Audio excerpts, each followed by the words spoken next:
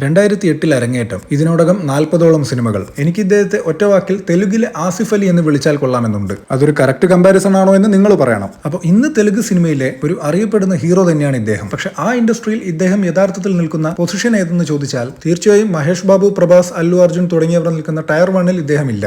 എന്നാൽ വിജയ് ദേവർകൊണ്ട, ശർവാനന്ദ്, നിതിൻ, നാഗചൈതന്യ ഇവരൊക്കെ നിലനിൽക്കുന്ന ടയർ 2-വിനേക്കാളും മേലെയാണ്. എന്ന് വെച്ചാൽ എന്റെ ഒരു അഭിപ്രായത്തിൽ ടയർ 1 കാറ്റഗറിയുടെയും ടയർ 2 കാറ്റഗറിയുടെയും ഇടയിലുള്ള നേരത്തെ ഒരു രേഖയിലാണ് ഇദ്ദേഹം നിൽക്കുന്നത്. Natural star, boy next door ഇങ്ങനെയുള്ള ഇമേജ് കരിയറിന്റെ തുടക്കകാലത്ത് തന്നെ കെട്ടിപ്പടുത്ത ഇദ്ദേഹം കഴിഞ്ഞ കുറച്ചു കാലങ്ങളായി ചെയ്തുകൊണ്ടിരിക്കുന്ന സിനിമകൾ ശ്രദ്ധിച്ചാൽ ആ ഒരു സോഫ്റ്റ് ബോയ് ഇമേജിൽ നിന്ന് മാറാൻ വേണ്ടി ശ്രമിക്കുന്നതായി നമുക്ക് മനസ്സിലാക്കാം. ദസറ, സെരിപ്പോദ ശനിവാരം, ഹിറ്റ് 3, ഇനി വരാൻ പോകുന്ന പാരഡൈസ് ഇതൊക്കെ അതിനൊരു എക്സാമ്പിൾ ആണ്. അപ്പൊ എത്ര കാലം വേണ്ടിവരും ഇദ്ദേഹം ഒരു ടയർ 1 ലീഗിലേക്ക് എത്താൻ എന്ന ചോദ്യത്തിന് ഉത്തരം ഇപ്പോഴും വ്യക്തമല്ല. 2000-ന് ശേഷം ഒരു ഔട്ട്സൈഡറായി വന്ന് ഓൾമോസ്റ്റ് അവിടുത്തെ ടോപ്പ് ലീഗിലെത്തിയ ഒരേ ഒരു ആക്ടർ അത് രവിതേജയായിരുന്നു. എന്നാൽ ആ ലക്ഷ്യം പൂർണ്ണമാക്കുന്നതിന് മുൻപ് അദ്ദേഹത്തിന് കാലിടറി. ഇനി ആ സ്ഥാനത്ത് നിൽക്കുന്നത് ഇദ്ദേഹമാണ്. ഇദ്ദേഹത്തിന് ആ ലക്ഷ്യത്തിലേക്ക് എത്തിച്ചേരാൻ കഴിയുമെന്ന് നമുക്ക് പ്രതീക്ഷിക്കാം. ഇനി ഞാൻ ഇദ്ദേഹത്തിൻ്റെതായി കണ്ടത് രണ്ട് സിനിമകളാണ്. അതിൽ ഒന്നാമത്തത് ഈഗ അഥവാ ഈച്ച. അതിനെ പിന്നെ ഒരു നാനി ചിത്രം എന്ന് വിളിക്കാൻ സാധിക്കില്ല. പൊതുവെ വില്ലന്മാർക്ക് നല്ല ഡെപ്ത് കൊടുക്കുന്ന രാജമൗലി അതിൽ നിന്നും ഒരുപടി മുന്നിലേക്ക് പോയി അപ്പുറത്തെ സ്റ്റേറ്റിൽ നിന്നും ഒരു ഹെവി വെയിറ്റ് സ്റ്റാറിനെ ഇറക്കി വില്ലന് വേണ്ടി സൃഷ്ടിച്ച ഒരു സിനിമയായിരുന്നു ഈഗ. അതുകൊണ്ട് തന്നെ ഒരിക്കലും ആ പടം നാനിയുടെ അക്കൗണ്ടിലേക്ക് പോവില്ല.